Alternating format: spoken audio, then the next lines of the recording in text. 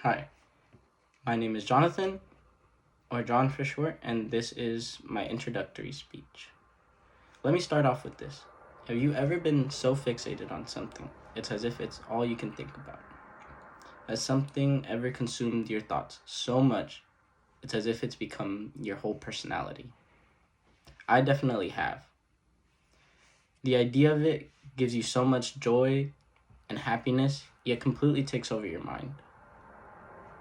This is what's considered hyperfixation, and would perfectly describe my dedication and passion towards Tekken, a fighting game. Most people tend to be dedicated to something, whether it be a hobby or sport of some sort. And although being dedicated to a specific video game isn't entirely uncommon, my commitment to Tekken is special. Most people wouldn't think about taking it that far. As far as Tekken players go, I'm anything but ordinary. I play to compete at a competitive level, unlike most people who'd otherwise play it casually. For those not as familiar with the competitive nature of fighting games, it's widespread and something that spans worldwide. For me, nothing beats breaking down an opponent or the adrenaline I get when I have a close match in tournament. Countless hours refining my gameplay. Time never feels wasted when doing so. What about fighting games makes them worth playing competitively? One might find it hard to believe, but the feeling of playing Tekken can be closely related to that of a real fighter. In the way that actual combat sports would drain an individual physically and mentally, they do the same to those who choose to devote time to Tekken, with a heavy emphasis on the mental. The pressure, adrenaline, and nerves of being in the ring as a fighter is exactly the feeling those who play competitive fighting games experience. The drive to be the best you can possibly be. When a tournament is held, there is only one champion, someone who stops everyone and climbs their way to the top. This one factor is what drives most competitive players, to prove themselves to themselves or everybody else that their skills are absolute, and all that time put in has manifested into something great.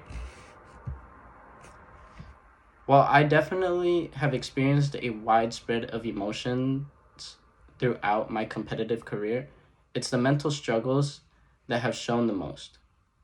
I've faced challenging hurdles almost all the time, from trying to learn new skills that otherwise challenged me in the past, or facing opponents that are above my skill level.